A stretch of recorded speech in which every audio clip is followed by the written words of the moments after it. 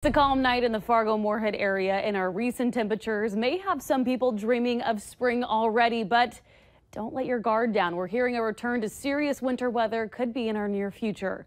Let's send it right over to meteorologist Robert Hahn for what we can expect. Robert? Yeah, a live look outside on the CorwinAuto.com Valley Skycam. Part of the Storm Team Skycam network shows traffic moving along nicely. A lot of the roadways still wet here in Fargo, but as temperatures continue to slowly fall on off, you can see some of that refreeze on those especially lesser traveled roads, parking lots, sidewalks. So take care as you head out and about. But still above freezing, 36 degrees, feels more like 27, also 36 over in Moorhead. Elsewhere, temperatures into the 20s and 30s, and some locally dense fog already developing in this area. And where we've got the fog and temperatures below freezing, that may add some slick conditions across the area, especially on lesser traveled roads and on bridges and overpasses off towards the east. 27 in Baudette, 31 in the Bemidji area. Southerly winds, they'll continue all night tonight. That will keep the mild temperatures in place. Overnight lows only dipping down into the 20s, but we will have some wind chills in the teens in many areas. And wind chills right now, 18 in Langdon, 19 in Devils Lake, 20 in Valley City, also 20 in the Jamestown area. A lot of cloud cover out there, and as mentioned, we also got some locally dense fog forming in parts of the region, and we'll see that from time to time in some areas. A little bit of activity showing up on the radar. I don't think any of that is reaching the ground, but you could see some freezing mist where that fog is forming across the northern plains. Up in Canada, you've got a mixed bag of precipitation there. Quiet off to our west, but that will change as we head through the day tomorrow. That in response to this big storm system. New low will form somewhere out in the plains of Colorado and then move off towards the northeast. We also have an Arctic front making its way off towards the south. That will usher in some much colder air, a lot of wind, and the combination of wind and snow will make it very difficult for travel tomorrow. The yellows and browns you see here, those are the visibilities for the fog out there. So a lot of cloud cover, a bit of fog from time to time, and as we head towards tomorrow morning, may see a little bit of freezing drizzle, maybe some freezing rain mixed with some flakes of snow making their way through the parts of the northern valley, and then we'll see more and more of that snow develop as we head through the afternoon and evening hours.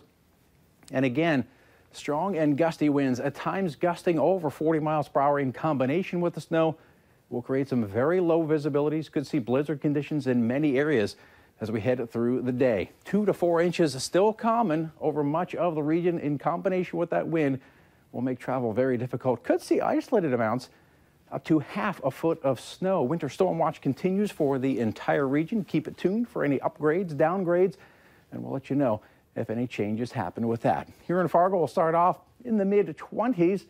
Maybe some fog, some haze around as we head towards your lunchtime, warming it up into the upper 20s. So not bad to start off the day, but then later on in the evening, we'll start to see that snow, maybe mixed with a little bit of freezing rain and sleet to start off with. So we may see a slight glaze of ice before the snow really gets in, and the winds will crank on up. Temperatures will rapidly fall as we head through tomorrow evening. Picture of the day, stairway of clouds and Hankinson. Thanks so much to Barb for sending that in. We're going to use that as the backdrop to our 7-day forecast. And tomorrow we start off pretty good. Drive time in the morning, you're fine. In the evening, especially in our western counties, it's not going to be a good go of it. That snow lingers into Thursday morning. A high on Thursday, only -4, and we stay cold throughout the rest of the next 7 days. More snow possible on Friday and again on Martin Luther King Day. And that low on Tuesday morning, it's a scary one, -30. Oof. Yeah, That's so some tough brutal. travel out there. If you are making travel arrangements, either postpone them or make sure you've got that emergency kit, your life-saving kit in your car. And also your Valley News Live Storm Team weather app. Always, yep. Always. Thanks, Robert. Well, funeral arrangements are being set for a 2-year-old Minnesota boy killed in a car crash over the weekend. The funeral for Zayden Engen Ness of Breckenridge, Minnesota, will be held Saturday at Inspiration Lutheran Brethren Church in Breckenridge at 1 o'clock. Zayden died last Saturday after a 4-vehicle crash at the intersection of U.S. Highway 10 and 34th Street in Moorhead. Authorities are still investigating the crash, but say speed was a factor. Once the investigation is finished, the Clay County Attorney's Office will review the case for possible criminal charges. New for you now at 9, authorities have now determined the cause of a house fire that killed 2 people in Alexandria, Minnesota. Investigators say the fire that started in the living room was caused by careless smoking. Medical examiners say both James Chandler and Rose Colliard died from smoke inhalation. They also add they found no working smoke detectors inside the mobile home. A mom is mad after her son's senior yearbook picture was thrown out because he's holding a gun. You're taking a look of the senior picture, Riley Schultz. He's passionate about his truck and his rifle. He's hand painted and modified. Crookston High School administration says the picture isn't appropriate, even though they've allowed other gun-wielding senior pictures in the past. But this one has prompted policy change. They'd even banned guns from the trap shooting team in the last school board meeting. But Riley's mom says it's unfair. You're worried about offending people, or somebody's going to get upset, or somebody's going to get hurt? You're actually hurting more people that care about America and their rights to guns and their amendments. And now that, I mean, this gun thing has escalated so much. There's another school board meeting scheduled on the 22nd to reassess the yearbook gun rule pertaining to the trap team. But the principal says the board feels comfortable banning all guns from senior photos.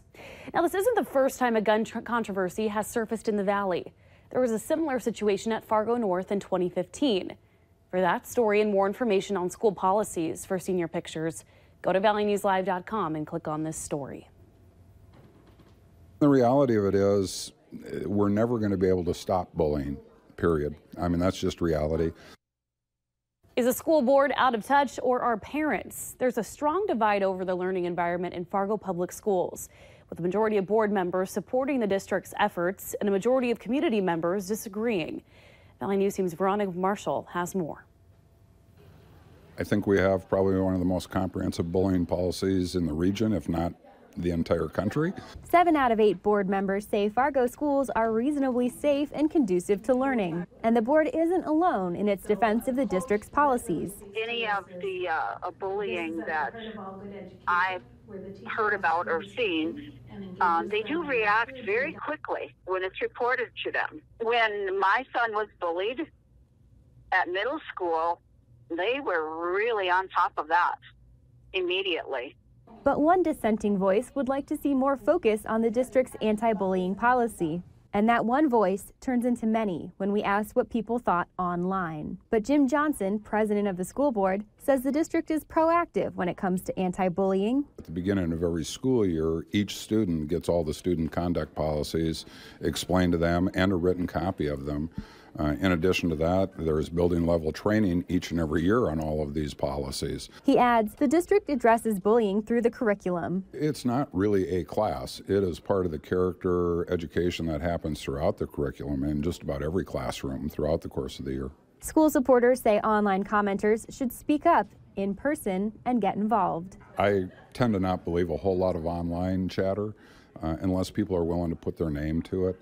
And if a parent does have this concern, I really want to encourage them to reach out to their building principal. If a parent isn't, that involved, they probably don't know what the policy is on bullying or anti-bullying. There are so many policies. I don't know who has been able to read all of them except the school board members and administration that have to. In Fargo, Veronica Marshall, Valley News Live. You can find a link to the school district's anti-bullying policy attached to this article on our website at valleynewslive.com. A Fargo woman contacted our whistleblower hotline saying the living conditions at the Manor Care Nursing Home on South University Drive are unbelievable. She says there isn't enough staff to help with people's needs. She has a family member staying there and says something needs to change. She has a roommate there that just lays curled up in her bed all day yelling, "Please help me, please help me. I'll pay you double if you please help me." And it's so sad. People at Manor Care say the necessary change has already occurred. A spokesperson says the facility is in compliance with the state's regulations and all previous issues have been addressed and corrected. But if you have an issue in your community, be sure to contact us through our whistleblower hotline. That number 701-237-6576, and then leave your tip. The sheriff's office is investigating a deadly crash between an SUV and a semi near Downer. It happened around 7:30 this morning on County Road 31 near Grand Lutheran Church. The impact knocked both vehicles into a farm field. One woman died at the scene. The semi driver was not hurt, but their names have not been released at this time. The Minnesota State Patrol is assisting with the investigation. Well, a glimmer of hope in what's been a deadly day for people living in Southern California. An alert firefighter hears a faint cry for help which sets off a painstaking rescue from a California mudslide. Take a look at this incredible rescue video. Crews worked for 6 hours to free a 14-year-old girl trapped in what was left of her home in Montecito. Rescuers were checking debris piles in the neighborhood when they heard her muffled screams. Rescuers had to meticulously move debris, trees, and pieces of her home, trying to prevent anything from shifting and crushing her. Emergency responders say the largest wildfires in the state's history made the conditions even more dangerous. We've had the rains that have come in and brought down all the silt from the recent fire. And at this hour, 13 people have died as a result of the storm. 20 people were hospitalized and 4 were described as severely critical by area hospital officials. Still ahead tonight, President Trump today signed an executive order supporting veterans as they transition to civilian life. A message from the Trump administration: mental health care for veterans is a right, not a privilege. I'm Peter Zampa at the White House, how the president's executive order will change care for veterans.